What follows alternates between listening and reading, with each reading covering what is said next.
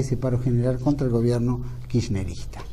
Para tocar el tema que tiene que ver con Rosas, que tiene que ver con las Malvinas, que tiene que ver con este 2 de abril, para mí es un gusto compartir el programa con el ingeniero civil, historiador, investigador, Leonardo Castellino. Gracias. Gracias a vos. Leonardo, para mí es un gusto compartir esto y me gustaría que fuéramos de lleno, ¿no? Juan Manuel de Rosas, hace 222 años, nace en la ciudad de Buenos Aires, Sí. hijo de León Ortiz de Rosas y de Agustina López Osornio. Así es. Pariente. Pariente, el padre era militar, era teniente de infantería, y precisamente, y el que lo bautiza es el cura del regimiento, porque Rosas tenía una gran tradición militar, la familia, gran militar y católica, que heredó Juan Manuel. Una familia muy importante de Buenos Aires, tanto por línea materna como por línea paterna. Sí, incluso en España ya el abuelo de él había sido militar, eran del barrio del Valle de Soba, que queda en Burgos, y ya era militar allá. Y fue gobernador también, creo, en uno de los... Sí. El abuelo, el bisabuelo, su abuelo, él y después su nieto. León Ortiz de Rosas estuvo prisionero de los indios, después lo liberaron, por eso tenía... Cuando lo liberaron, quedó con bastante buenas relaciones con los indios. Él se había ganado la amistad de los indios, que a su vez continuó Juan Manuel, porque Juan Manuel tuvo mucho trato con los indios, incluso hablaba la lengua pampa de corrido, por eso hacía de hizo un diccionario de lengua pampa también. Hizo un diccionario, después tuvo la famosa vacunación a los indios pampas, que la viruela. De la viruela. Ajá. Que los indios decían, Juan Manuel decía, el cacique rubio Juan Manuel, dice, es medio loco, dice, nos regala yeguas, dice, pero nos hace tajear el brazo. Claro, lo estaba vacunando. Incluso él se vacunaba para hacerlo. Para mostrar que había buena fe. Claro. Bueno, eso lo inventa también Muñiz, ¿no? De las ubres de la vaca. Sí. Que desarrolla eso, y eso le valió estar en la Academia Británica de Ciencias. Bueno, el descubridor fue Jenner, que era un inglés, y Rosas, por haber hecho la vacunación, fue doctor honoris causa del Instituto Jenneriano. Inclusive, si vos ves las estadísticas, hubo viruela hasta antes de Rosas. En la época de Rosas no hubo ningún brote de viruela, y después empezó a haber otra vez. O sea, fíjate la obra que hizo. Es extraordinario. Después hay otro hecho también con los indios, que a Clemente López Osornio y al hijo lo mataron, lo lancearon los indios. Por eso hay una gran, en esa familia, digamos, hay una gran relación entre la religión, lo militar y los indios, ¿no? Claro. Y aparte hay que tener en cuenta que Rosas representa como el rescate de nuestra identidad nacional, ¿no? Se transforma como en un símbolo, como en un arquetipo. Es que vos fijate que Rosas, por ejemplo, dice la Santa Federación. Los federales, ¿qué eran? Los federales eran los tradicionalistas, la continuidad hispánica, la patria, el suelo, la tradición, la religión. Por ejemplo, Facundo Quiroga decía federación o muerte. Claro. Eso contra Rivadavia, que era masón. Religión o muerte, decía. Sí. Claro. En cambio, los unitarios, en general, todos eran doctores, admiradores de la Revolución Francesa, eran los hombres de las luces. Masones. Los de Cogotti fue cuello duro, le decía Rosas. Y fue una continuidad desde mayo de 1810 hasta la Guerra de Paraguay. Si vos analizás la Guerra de Paraguay, todos los principales jefes eran masones y de grado alto. Mitre, Sarmiento, Urquiza, Paunero, Venancio Flores, después Pedro II, el conde de U, Casillas, que era el jefe, todos masones. O sea que yo creo que, por eso Rosas yo creo que está dentro de una continuidad histórica de lucha entre la extranjerización masónica inglesa y Rosas. Por eso a mí cuando me dicen Rosas era pro-inglés, pero vos no sabés ni de qué estás hablando. Bueno, y sin embargo eso le valió que en la ciudad de Río de Janeiro, en un barrio que se llama Leblon, en Leblon tienen calles, tanto Paunero, Mitre, Urquiza, Sarmiento. ¿No? Bueno, y si vos vas a Entre Ríos, recorres los pueblos de Entre Ríos, todas las calles de Mitre, Sarmiento, Rivadavia, que yo digo... Todas las calles de todos los pueblos de la Argentina. Sí. Decime una cosa... San Martín, Rosas, perdón. Disculpame, yo te iba a decir con respecto a eso de los ingleses que fue... Rosas fue en contra de los extranjeros desde el principio. Cuando vinieron las invasiones inglesas, que él era un pibe de 13, 14 años, el mismo Terrero da testimonio que lleva a los amigos a la casa, los viste, los arma como puede y salen a pelear. Después se ingresa como soldado en Migueletes, con el uniforme de Migueletes, que incluso es punzó, por eso viene lo de la divisa, el color punzó de la divisa. Los Colorados del Monte, etcétera, etcétera. No y sobre Liniers Rosas tuvo siempre un gran sentimiento, incluso en el exilio, en el 61, algo así, le dijo a uno, dice, tengo un gran recuerdo de Liniers, un hombre virtuoso, dice, no lo olvidaré jamás, lo quiero mucho, dijo, ¿no? Claro, y Liniers creo que le manda una carta a los padres de Juan Manuel de Rosas, ¿no? Sí, felicitándolo por el desempeño de él. Ahora, claro, vos escuchabas mucho y dices, no, Rosas nunca intervino. ¿Cómo? Además siendo un pibe, porque tenía 14 años, nació en el 93, la invasión inglesa en 1806 y 1807. Claro. Y ahora cumplimos un nuevo aniversario también de Malvinas, ¿eh? ¿Y qué relación podríamos tener de Rosas en su relación de todo este tema de Malvinas? Porque se ha bastardeado mucho, se ha cambiado mucho la historia y se ha acusado a Rosas de haber querido entregar, ¿no es cierto?, nuestras Islas Malvinas. Claro, porque lo acusan con eslogan incluso equivocados. Dicen, Rosas entregó las Malvinas. Algunos dicen, Rosas tomaron las Malvinas y Rosas no hizo nada. Cuando tomaron las Malvinas, Rosas estaba en la expedición al desierto. Claro, ni siquiera estaba en el gobierno. Ni siquiera estaba en el gobierno, porque fue en el gobierno de Balcarce. Estuvo hasta el 32, 1832, claro. Y después se asume de vuelta en 1835. Y cuando toman Malvinas estaba Balcarce, el gobernador.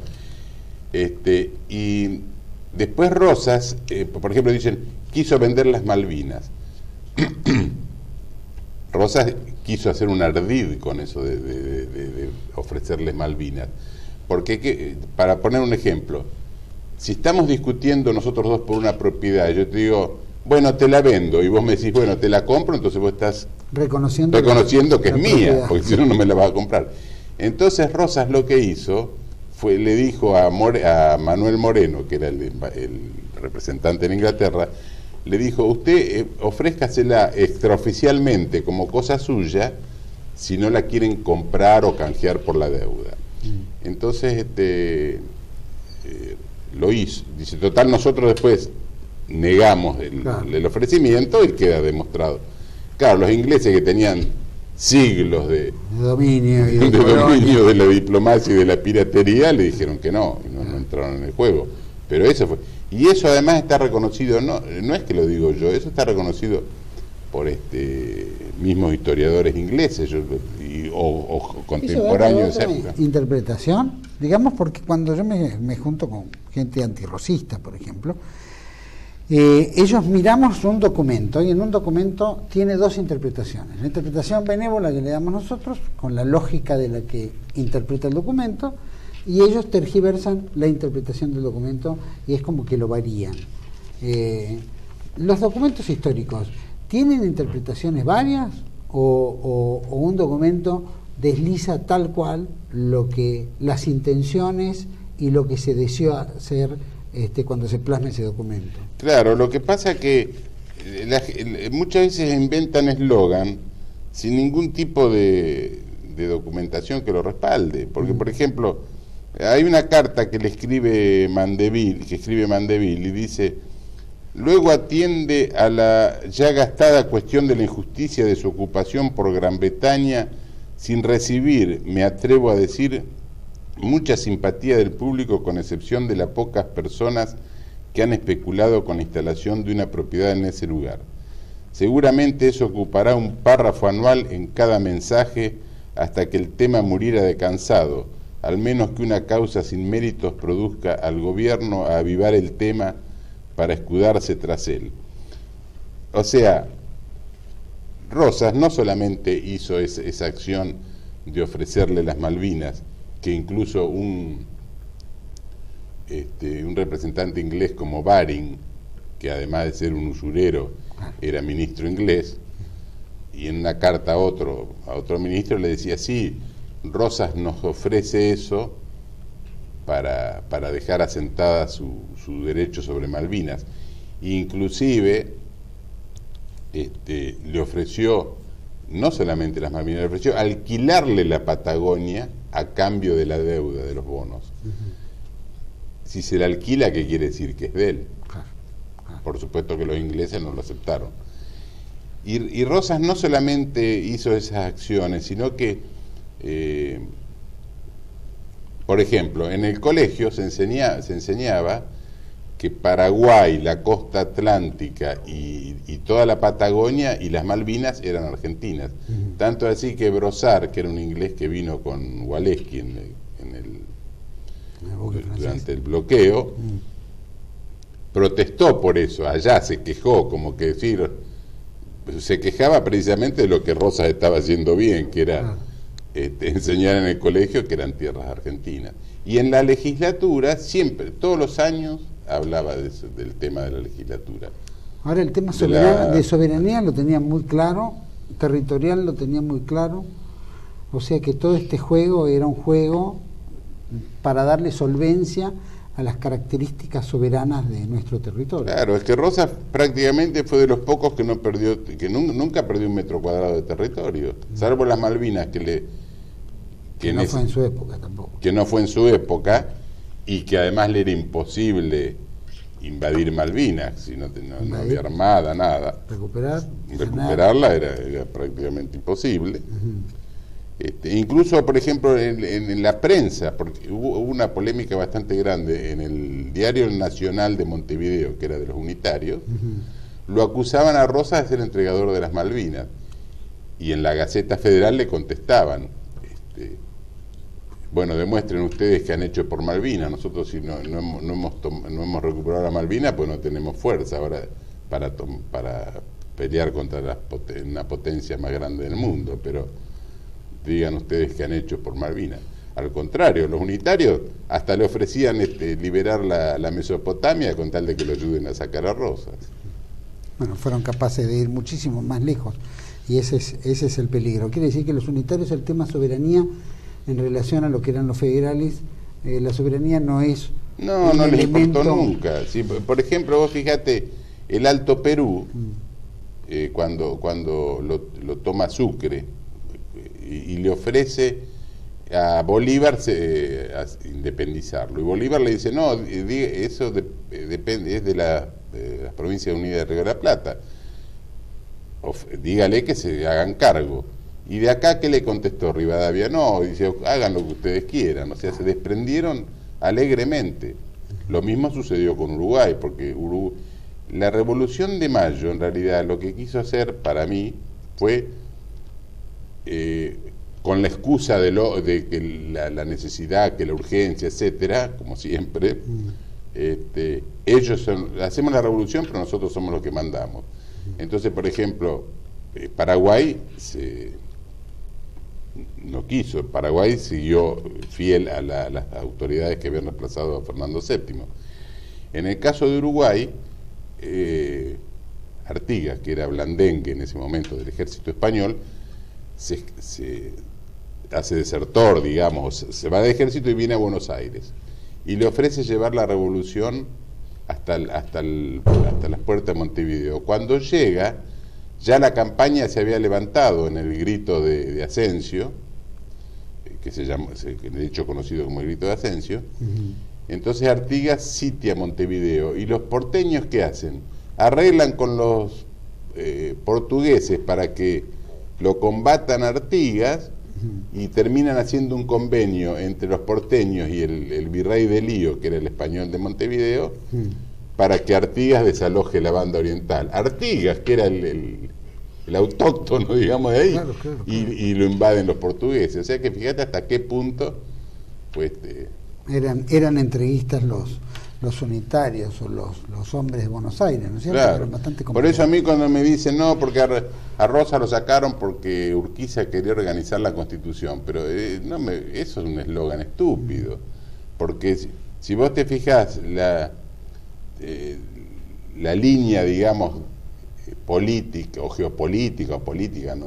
de la historia, a Rosa no lo sacó Sarmiento, que venía en el ejército grande disfrazado con uniforme francés, ni tampoco lo sacó Mitre escondido atrás de un montecillo de tala. Lo sacó los financieros internacionales a través de Brasil, que le pagó 400.000 pesos para sobornarlo a Urquiza. A Urquiza, que se dio vuelta, porque si no jamás podrían haber tomado. ¿Y por qué lo sacaron? Porque era un muro de contención contra el avance brasilero al Río de la Plata o con el Paraguay, ¿no? O incluso con los ingleses que querían hacer libertad libre la navegación de los ríos. Y lo mismo sucedió con Paraguay. A Paraguay lo sacó los usureros internacionales. Por eso fue. Hay un concepto muy fuerte con relación a esto en lo que es lo soberano, ¿no? La soberanía, algo que tan poco se tiene en cuenta, ¿no? Y que vemos que la soberanía involucra un montón de factores, no solo lo territorial, involucra en la defensa de lo interior, ¿no? Tiene que ver con nuestras riquezas, con la deuda externa, ¿no es cierto? Con todo, ¿no es cierto? Todo esto que de alguna manera se ha ido impuesto, porque has traído a colación el tema, por ejemplo, del Baring Brothers, que es lo que hace el empréstito a Rivadavia, y que era una forma de financiar a través de Inglaterra las independencias y romper con el monopolio, con el mercantilismo español, de alguna manera romper con todas las posesiones españolas en América. Rosas tiene ese concepto de soberanía en relación también a lo hispano, a lo que era, vos trajiste a colación de lo que los hispanos eran, tenía raigambre netamente hispano-criolla, ¿no? Hispano. Eso del término soberano y del ejercicio soberano, ¿eso lo trae también por una enseñanza española? Y sí, Rosas en principio, que incluso algunos se lo achacan, como que no se adhirió a la Revolución de Mayo de 1810. Él realmente era prácticamente un chico en esa época. Y además, él era legalista. Yo en uno de los libros que hice se llama La Ley y el Orden, porque para él era la ley y el orden. Eso fue lo que fue Rosas. Yo no veo, todo lo que hizo, lo hizo con absoluta legalidad. Dicen, fue un dictador porque le pidieron que fuera un dictador. Claro. La legislatura le ofrece el gobierno, la rechaza 2 o 3 veces, con las facultades extraordinarias, y entonces dice, bueno, está bien, voy a aceptar, pero antes hagan un plebiscito, que tuvo el 99,9% de los votos a favor del plebiscito. Bueno, ante el caos reinante, no en vano le dieron el título de restaurador de la ley, ¿no? Claro, es que vos fijate que cuando por ejemplo, cuando lo matan a Quiroga, que él mismo los descubre, no es que dice, che, mátenlo, o tráiganmelo que lo maten. Le hicieron un juicio, el autor del Código Civil fue uno de los jueces, lo sentenciaron a muerte y él lo que hizo fue firmar la sentencia, y la firmó. No le tembló el pulso. No le tembló el pulso. Rosas fue tampoco invadió ninguna provincia, por ejemplo... Respetó las autonomías provinciales. Autonomías provinciales, por ejemplo, cuando le hacen la Liga del Norte, que lo hace Paz, que además Paz estaba preso en Buenos Aires, estaba en libertad, que no podía salir de Buenos Aires, se escapa y le arma un ejército en contra de Rosas. Y se junta Lavalle, que era una espada sin cabeza, La Madrid, que fue un traidor, porque La Madrid estaba en Uruguay trabajando de panadero y le pedía a Rosas que lo deje volver. Cuando lo dejó, le dio permiso, digamos, para volver, lo fue a ver a Palermo, y La Madrid iba a todas las tertulias, y vive a Rosas, vive el restaurador, entonces le dijo que vaya a buscar las armas de Tucumán, a buscar las armas que habían sobrado de la guerra de Bolivia, y La Madrid llega a Tucumán y se da vuelta, se pone unitario. Bueno, cuando se juntan esos tres, Lavalle, La Madrid y Paz, Rosas hace un ejército, pero no va el ejército de Buenos Aires a tomar el interior. Incluso el jefe del ejército es Oribe, que es un uruguayo, para que no hubiera celo entre las demás provincias. Fíjate hasta qué punto. Inclusive, por ejemplo, con Paraguay lo mismo, porque cuando asume Paraguay, que se aísla totalmente porque los porteños le empiezan a hacer una guerra, porque el primero que propuso una federación fue Gaspar Rodríguez de Francia. Y acá, en vez de aceptarlo, no le dijeron ni que sí ni que no, le empezaron a boicotear, le tomaban hasta le incautaron buques y todo. Entonces Paraguay se aisló. Y Rosas no fue a tomarlo. Rosas mandó un emisario y en una reunión secreta hicieron un trato: bueno, ni yo te incorporo por la fuerza, ni vos pidas la separación de Paraguay. Ese fue el trato que usó. Y así se mantuvo. Después Carlos López, cuando vino, bueno, volvió a pedir, que Rosas se lo negó. Y lo mismo sucedió con la guerra con la Confederación Peruano-Boliviana, que estaba Santa Cruz. ¿Qué hizo Santa Cruz? Santa Cruz quería incorporar para Bolivia y Perú, digamos, las provincias del norte, Salta y Jujuy, en combinación con los unitarios de Montevideo y con Cuyen. Por eso que después a Cuyen lo fusilan por traidor.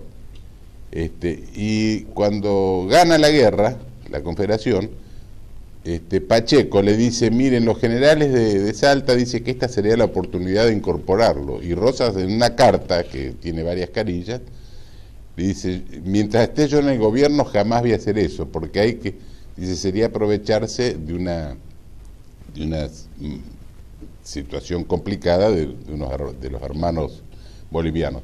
Hay que dejar que se organicen y después incentivarlos a que se unan a la Confederación. O siempre fue político, digamos. Fue consciente del respeto a la ley, el respeto a la soberanía, ¿no?, en general. Leonardo, vamos a ir a un corte, pero antes quiero rescatar que Leonardo Castellino ha escrito varios libros, entre ellos Juan Manuel de Rosas, La Ley y el Orden. Creo que tenemos esos: Juan Manuel de Rosas, La Ley y el Orden, Luces y Sombras. Sombras y Verdades. Sombras y Verdades, Juan Manuel de Rosas. Después La Guerra del Paraguay. La Triple Alianza la Triple Alianza contra los países del Plata. Y ¿Quién hizo el dulce de leche? Sí. Tengo algún libro más para editar, pero bueno. Ya llegará el momento. Vamos a hacer un pequeño corte y volvemos con Leonardo Castellino hablando de soberanía, esta unión entre lo que era la época de Rosas y las Islas Malvinas. Ya volvemos.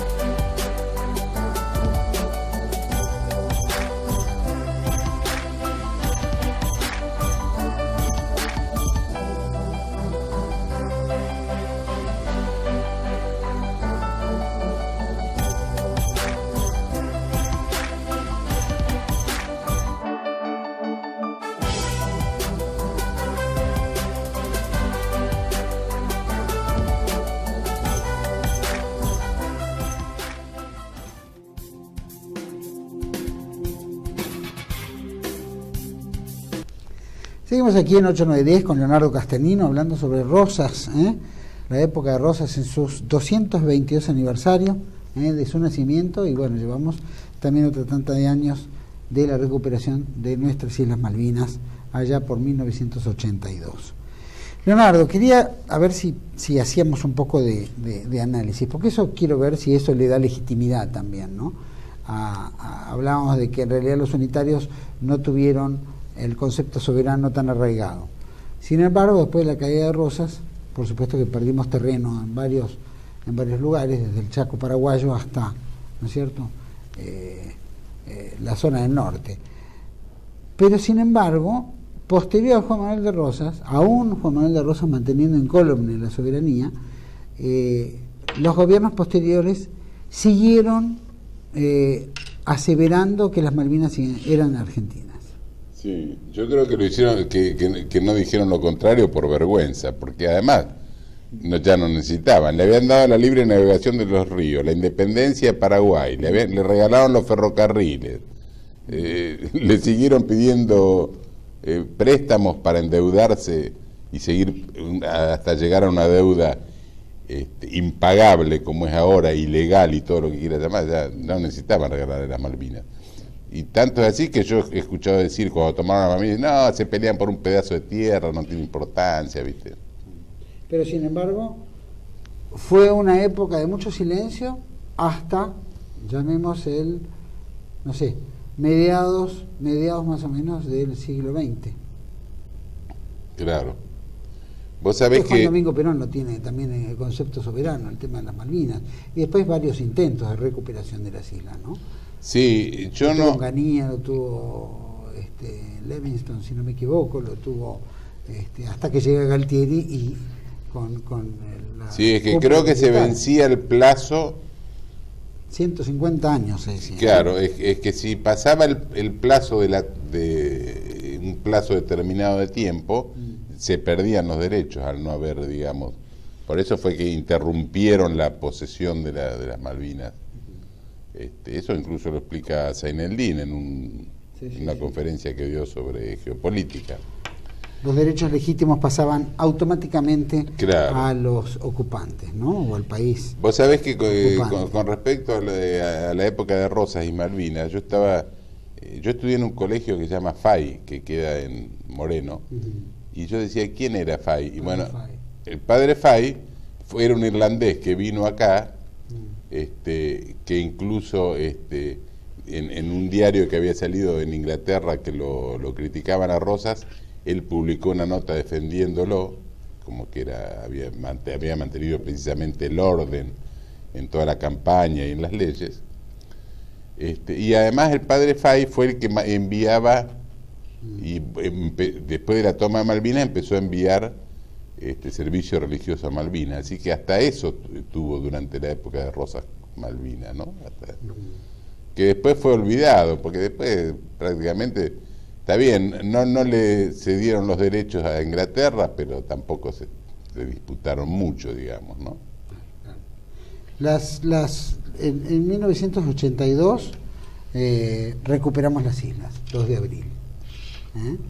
Y digamos, en el último combate de Puerto Argentino, el 14 de junio, perdimos un combate, y las Malvinas temporalmente siguen en manos británicas, transformándose en una fortaleza.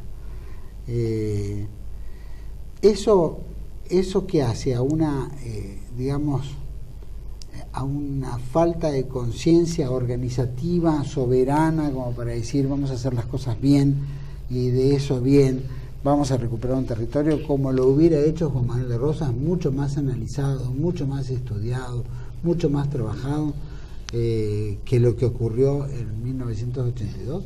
Sí, yo creo que la guerra de Malvinas se perdió porque los ingleses obligaron, por otros intereses que había entre ellos, a que los yanquis los apoyen. Y a su vez los chilenos también estaban, digamos... Nunca trabajaron muy cercanos. Sí, estaban por tirotearnos por la espalda, esa fue la verdad. Por eso dicen que el crucero General Belgrano no era que se iba de la guerra, sino que iba a proteger la probable, porque estaba la flota británica, incluso chilena, incluso por radar le pasaban información y todo.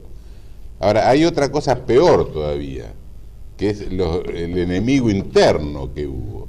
Yo traje una nota que salió en el diario Rosario, el 12 del 6 del 83, de la agencia de IN, y la voy a leer.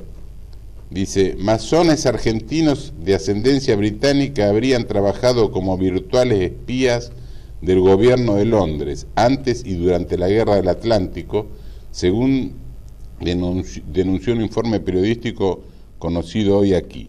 Muchos de ellos integraron o integran alguna de las 26 logias masónicas inglesas que funcionan en 9 provincias argentinas y que en Buenos Aires tiene sedes reconocidas en el número 134 de la calle Perú de la Catedral Anglicana del 25 de mayo 252, según la publicación. Un informe elaborado por José Caparelli, que apareció en ediciones sucesivas del matutino Rosario de esta ciudad, se refiere especialmente a las denuncias formuladas en sus cartas por uno de los más brillantes autores intelectuales de la masonería argentina, Alcibíades Lapas. Alcibíades Lapas es el conocido que escribió el libro.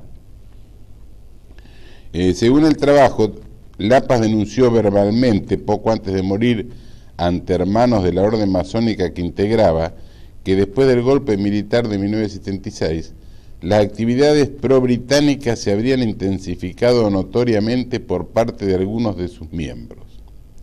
Al parecer, Lapas habría avalado una denuncia con cartas en la que estarían involucrados varios conspicuos masones, entre ellos los señores Bowley, Badía, Billinghurst y Carlos Wilson, cuarteto calificado de fina sensibilidad y pulidas aristas sociales, según el Rosario. Lapas se habría preocupado especialmente por acusar a Wilson de haber cometido virtual traición a la patria durante la guerra que el año pasado sostuvieron la Argentina y Gran Bretaña de la soberanía de las Islas Malvinas. Esto fue publicado en el diario Rosario de la agencia de IN. Así que si algún masón me quiere protestar por lo que dije, que vaya a Rosario. Se había comentado también que varios sectores de la masonería habían roto con la masonería pro-británica o inglesa, justamente por el hecho soberano en las Malvinas. Puede ser, sí. Y hubo pequeños grupos que se armaron como si fueran las logias masónicas argentinas, ¿no? Sí, lo que pasa es que algunos entran en, pienso, ¿no? No conozco mucho el tema, pero pienso que muchos entran de buena voluntad. Después cuando ven un poco lo que pasa, como por ejemplo esto, ¿cómo? Abren los ojos, ¿no? Bueno, Argentina siempre estuvo ligada a los traidores internos, ¿no? Siempre fuimos muy influenciados por la masonería, siempre, por una idea cipaya, por tal vez el cosmopolismo porteño, ¿no es cierto? Pero también en el interior, que han operado, como bien decir las logias, en 9 provincias argentinas, cosa que no hace al sentimiento de cómo se trabaja internamente para romper un poco esta idea de nación, ¿no? De soberanía, de autosuficiencia, para estar permanentemente influenciados por todas esas cosas. Claro, los han comprado, como por ejemplo en el caso de Urquiza, o incluso los han convencido, como en el caso de Lavalle, por eso le decían la espada sin cabeza, donde le incentivan el orgullo, que él iba a hacer, entonces por eso se invade Buenos Aires. Quisieron hacer lo mismo con Chilavert, pero Chilavert, que tenía los principios más firmes, que hizo, no, dice yo, dice que pasó de bando, por eso Urquiza lo fusila. Claro. Nunca voy a pelear contra mis compatriotas, decía, habiendo tropas extranjeras. Claro. Atentando contra la soberanía. Claro, porque incluso había brasileños en las tropas. Y no es el caso de Sarmiento, que Sarmiento quería fundar una colonia de yanquis en Santa Fe. Sí. O que, bueno, trajo 50 educadoras norteamericanas, ¿no? De Boston. Sí, ¿no? Inclusive inclusive las fotos de las 50 maestras que trajo de Boston, las fotos de cada una están en el despacho de la Secretaría de Cultura de la Embajada Argentina en Washington. Claro, sí. Donde él fue embajador también, ¿no? Inclusive, como es Mrs. Mann, le escribía, le decía, es providencial que Paraguay haya tenido un tirano que haya hecho desaparecer esa raza guaraní de la faz de la tierra. Ahora después fue a morir a Asunción, yo no sé cómo lo admitieron. No ahorre sangre de gaucho, decía, ¿no? Inclusive, cuando muere Francisco Solano López en Cerro Corá, Sarmiento le manda una banda de música a la casa de Mitre para festejar. Por eso... ¿Vos crees que el término soberano, soberanía, está arraigado en los argentinos del hoy, después del hecho de haber tenido un Coronel de Rosas, haber tenido un Roca, Julio Argentino Roca, que por lo menos expandió los horizontes y hizo su segunda campaña al desierto, como el hecho de Malvinas? ¿Vos crees que el término de soberanía, y aparte el peronismo haber hecho hincapié sobre la soberanía política, se arraigó en los argentinos, o tenemos todavía algo que no está funcionando bien? Yo creo, no sé, creo que cada vez tenemos menos el concepto arraigado de soberanía. Cada vez hay menos gente con el concepto arraigado de soberanía. ¿Eso por qué? Porque hay una influencia tremenda a través de los medios de comunicación, a través de la educación. Claro, porque te van destruyendo todo el sistema, el tejido social, la familia, la religión, las instituciones, la disciplina. Entonces la sociedad va perdiendo identidad, digamos. Los chicos andan con una remera de la bandera inglesa en el pecho. En el pecho. Y acá vinieron los de esos Queen. Vino uno de los cantantes tenía la bandera inglesa en la remera. O sea que estamos coloniados. Y claro, y cantaron la canción esa, Dios salve a la reina, y todos los giles aplaudían, ¿viste? Estamos colonizados. Yo creo que estamos mentalmente colonizados, eso lo dijo incluso José María Rosa, y yo creo que cada vez estamos peor. Lo que puede surgir, a lo mejor ante un hecho determinado, una reacción, digamos, como sucede a veces en el cuerpo con una reacción ante un virus, lo que sea, el cuerpo reacciona o tiene fiebre y para ahí se despierta, pero si no... Eso no lo puede entender de repente en grupos aislados, en la masonería, etcétera, que tienen estos vínculos internacionales, universales, que van en contra de lo que son la soberanía de los países. Pero, por ejemplo, los gobiernos que hemos tenido pos la guerra de Malvinas, o las acciones bélicas en el Atlántico Sur, han gestado en adelante, y ha empezado con el gobierno militar, una campaña de desmalvinización, o sea, desoberanización de la cabeza de los argentinos. Sí, de Malvinas y de todo, porque, por ejemplo, yo a veces escucho a los políticos hablando de que la soberanía, o sea, boconeando por televisión, después van a China a pedir 10.000 millones de pesos y le regalan un pedazo de la Patagonia para que haga una base militar china, y le dan hasta la soberanía del territorio, ¿viste? Una vergüenza. Bueno, nuestra tierra que está enajenada, nuestros recursos enajenados, ¿no? A través de grandes empresas británicas, etcétera, ¿no? El sur explotado prácticamente por el Commonwealth inglés, ¿no? Claro. Creo que, no sé si ven... Eso digo, y si los argentinos estamos cada vez perdiendo el concepto. Yo creo que sí, no sé, en ese sentido soy pesimista, salvo que por ahí se arme una reacción, como ha sucedido a lo largo de la historia, no acá, en todo el mundo, a una sociedad o a un país o lo que sea, lo van colonizando, lo van apretando, y entonces llega un momento que o se pierde o muere ese grupo social, o reacciona y toma las riendas de su propio destino. Y yo creo que acá todavía no hemos tomado estamos dispersos, ¿viste? Hubo dos hechos soberanos, ¿no? Tan importantes como fue la vuelta de obligado, ¿no? Poner a nuestro país de pie, y aún con nuestras debilidades militares haber logrado diplomáticamente que las grandes potencias reconocieran nuestros derechos en todos los aspectos de los ríos interiores y nuestro territorio. Y después tenemos el hecho de Malvinas, donde de alguna manera se mantuvo un status quo desde el 14 de abril 14 de junio de 1982 hasta 1990, que se firman los acuerdos de Londres y Madrid por Carlos Menem y firmado por el entonces ministro de Relaciones Exteriores, Domingo Felipe Cavallo. Son dos hechos de un enfrentamiento real con la misma potencia con la cual permanentemente quiso tener posesión sobre nosotros. Sin embargo, hubo un hecho glorioso que duró poco, porque al poco tiempo lo derrocan a Rosas, más allá de su victoria en la batalla de la Vuelta Obligado, y tenemos el hecho del 14 de junio o del Acuerdo de Madrid firmado por Carlos Menem, que nos pone a rodillas sin nada, sin necesidad, y terminamos claudicando, por lo menos en términos reales, de una soberanía que nos ha vulnerado hasta mentalmente. Claro. Yo creo que, o sea, hay varias formas de dominarte. Una es mentalmente, ¿no? Por ejemplo, cuando sucedió lo de la toma de Malvinas, yo vivía cerca de ahí, de Plaza de Mayo, y escuché la radio y fui a la plaza. Estaba llena la plaza, había mucha gente. Pero hacía 3 cuadras estaban todos tomando café en la conferencia, como si no hubiera pasado nada. Y los pibes de Malvinas contaban que estaban escuchando, les tiraban una bomba y cuando dejaba de escucharse la bomba, escuchaban que los argentinos estaban festejando el Mundial de Inglaterra.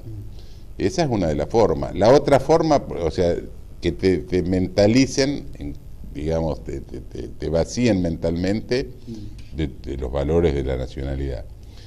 El otro es la parte económica, porque, por ejemplo, el empréstito VAR impidieron 1 millón de libras esterlinas.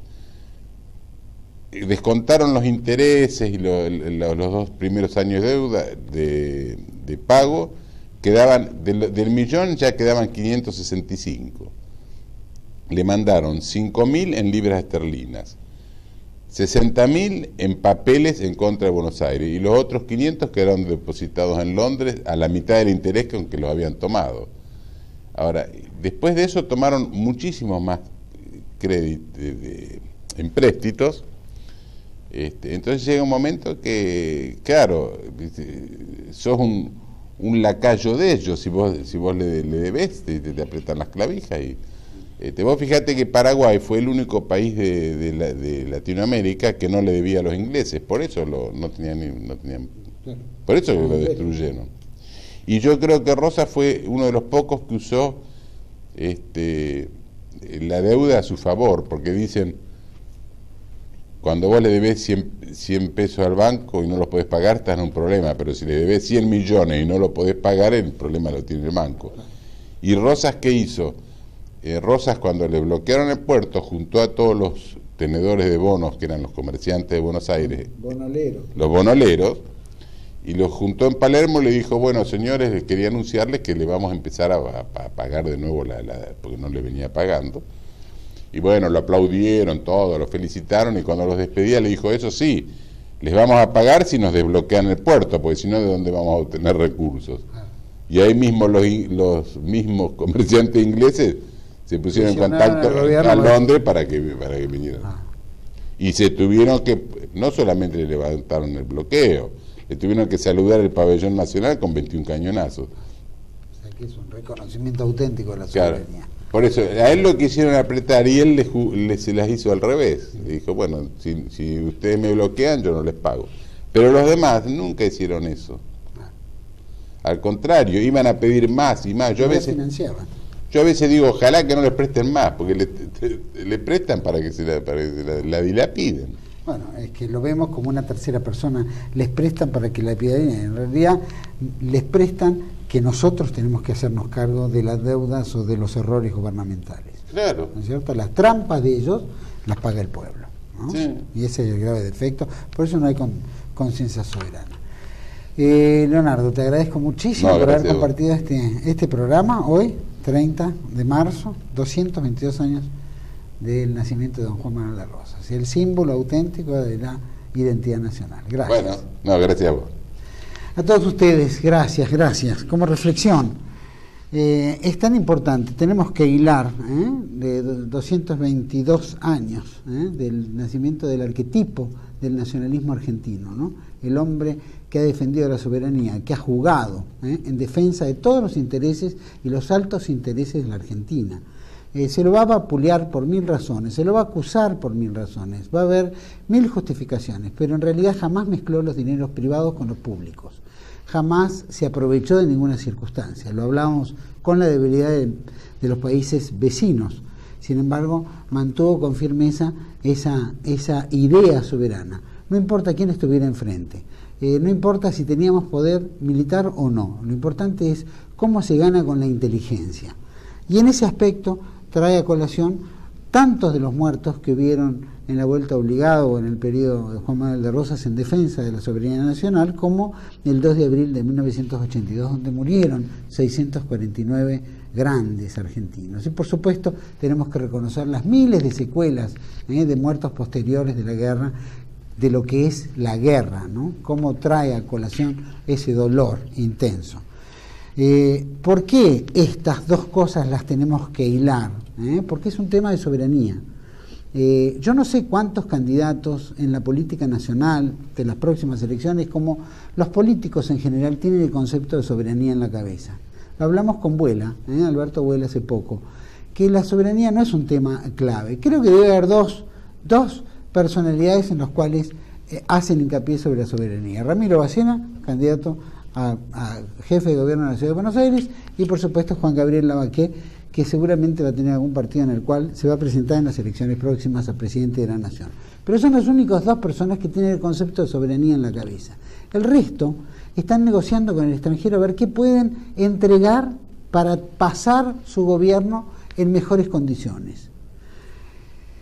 Los políticos tienen en la cabeza un axioma que dice: lo que es de todos es de nadie, y si es de nadie es mío. Entonces, el concepto de que lo que es de todos es de nadie es así como negocian no solo los bienes del Estado, no solo la deuda externa que cada vez nos va cimentando y arrodillando más, sino también lo posible riesgo territorial que vayamos a tener. Lo vemos diariamente en cómo se llevan nuestros recursos naturales, es vergonzoso. Pero todo esto tiene que estar hilado también a la parte espiritual. ¿Por qué? Porque somos un país creado y fundado en la cruz de Cristo, ¿no? El federalismo representaba esa acción religiosa católica, ¿no? Esa raigambre importante espiritual católica con el hispanismo.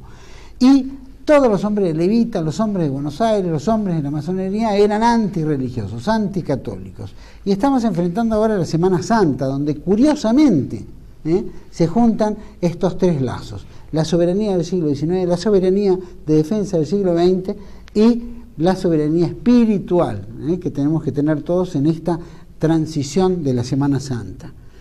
Tal vez mañana, 31, se va a llevar a cabo un paro general en la Argentina, porque nos mete el gobierno la mano en el bolsillo y la vamos a sufrir todos. La sufre el trabajador, como la sufren los empresarios, como la sufrimos todos.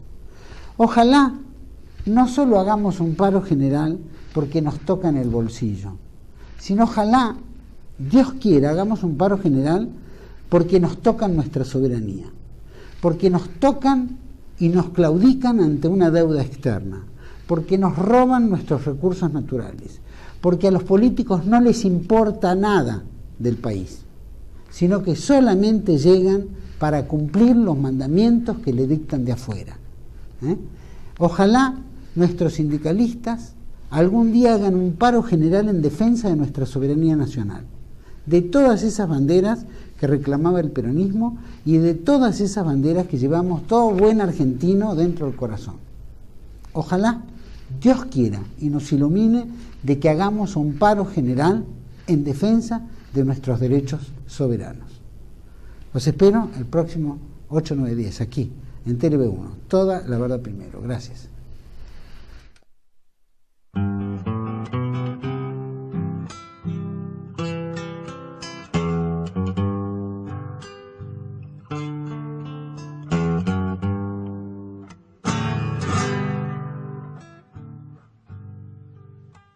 en tierras del Paraguay florecía la esperanza de ver la América nuestra sin gringos que la explotaran. Por eso en el Tonelero y en la heroica Paysandú pelearon los montoneros y lloró el Urutaú. Bartolo Mitre y Don Pedro azusan al gaucho Flores, primero cae Paysandú. Mueren los bravos de Gómez, corre la sangre oriental, mal presagio pa' la patria, que sangre de federales y no basura unitaria. Se viene Venancio Flores, general Añamenbuig, lo mandan Mitre Yaguá y el emperador Caí. Tigres de Curupaití, soldados del Boquerón,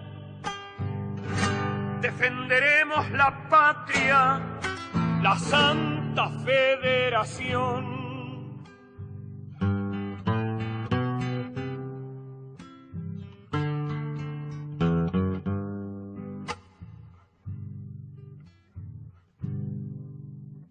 La triple alianza de Mitre con Flores y el de Braganza esclavizó nuestra tierra, hizo perder la esperanza de ver la América India unida como Dios manda, forjada a punta de lanzas, porque el coraje nos falta. Se viene Venancio Flores, general Añamenbuig, lo mandan Mitre Yaguá y el emperador Caí. Tigres de Curupaití, soldados del Boquerón, defenderemos la patria, la Santa Federación. Artigas la quiso hacer y Rosas la defendió. Francisco Solano López fue por ella que murió. ¡Viva la Federación, la Santa Federación!